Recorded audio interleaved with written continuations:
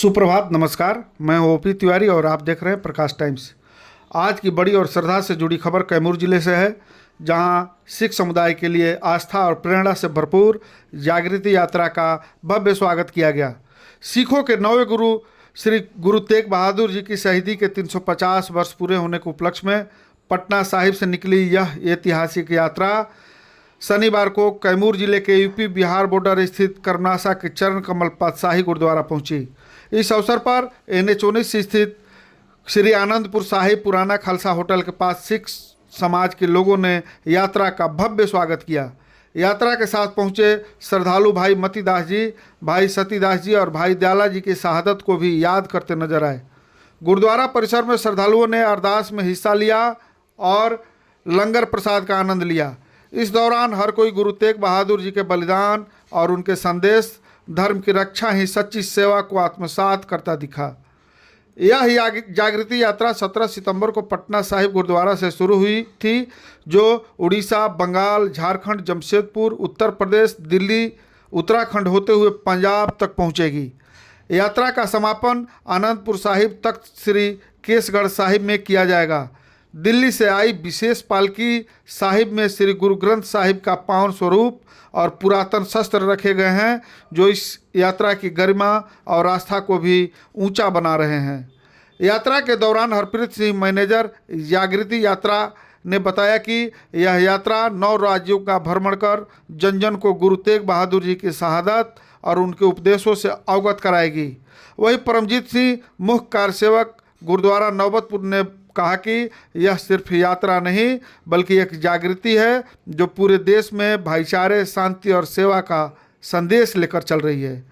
गुरु तेग बहादुर जी की शहादत हमें यह सिखाती है कि सच्चाई और धर्म की रक्षा के लिए बलिदान ही सबसे बड़ी सेवा है।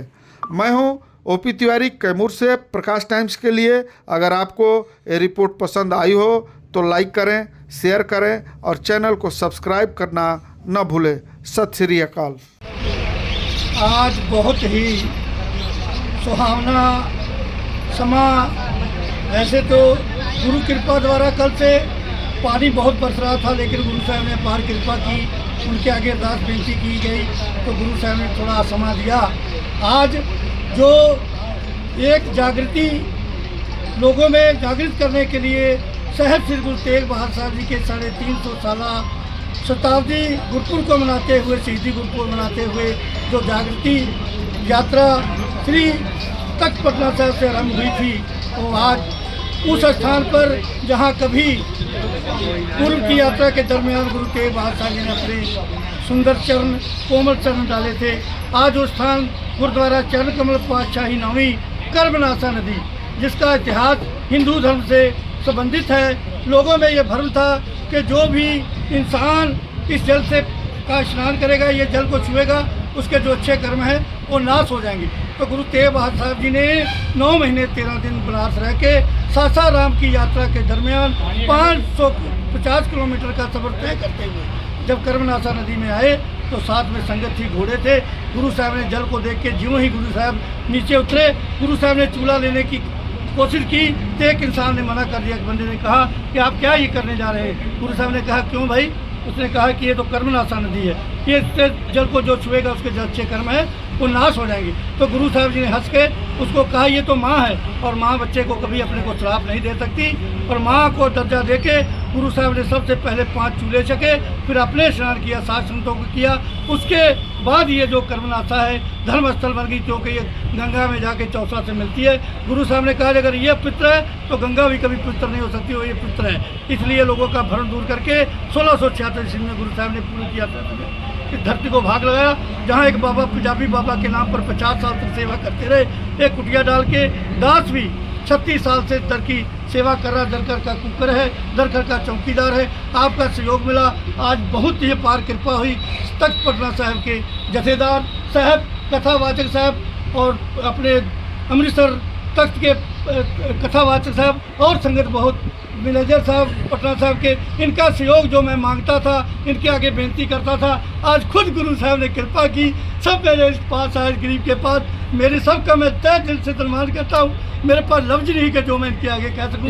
अगर कोई गलती हुई होगी तो माफ़ करिएगा। यहाँ से जागृति रथ कहाँ जाएगा? बनारस बनारस रहेगा, बनारस, फिर इलाहाबाद, ऐसे करते करते पटना वहाँ जाके आनंदपुर साहब समाप्ति हो जाएगी। हाँ। क्या नाम होगा आपका जो है? मेरा नाम है बाबा परमजीत सिंह, चौकीदार गुरुद्वारा करनाथ साहब, गुरुद्वारा चरण कमल पातशाही नौवीं। ये हमारे सिख धर्म के जो नौवें गुरु थे गुरु तेग बहादुर साहब, उनकी शहीदी हुई थी चांदनी चौक में।